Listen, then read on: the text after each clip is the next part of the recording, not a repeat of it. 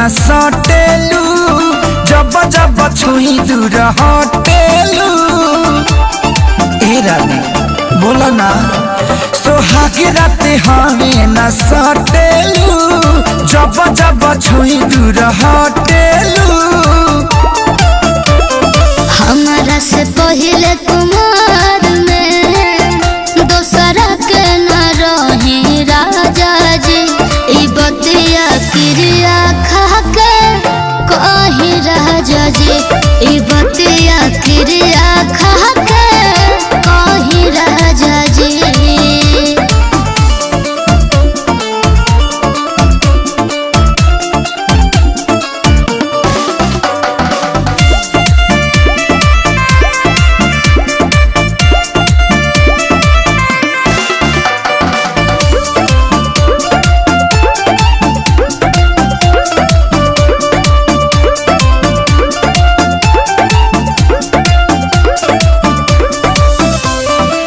झूठो के करतारू सकिए धनी, हमारा पता हरे बहाकिए धनी।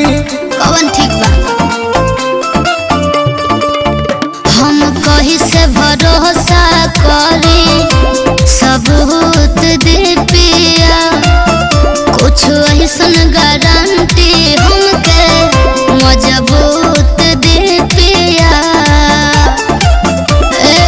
अभिले नीरव उठबानी बात बानु सही राजा जी, ए बतिया क्रिया खा के कही राजा जी, ए बतिया क्रिया खा के कही राजा जी।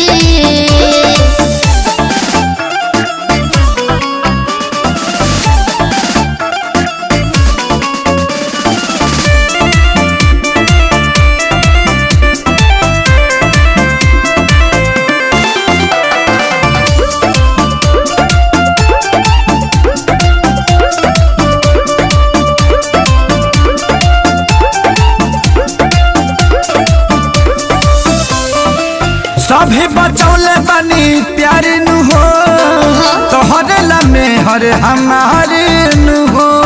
चली ना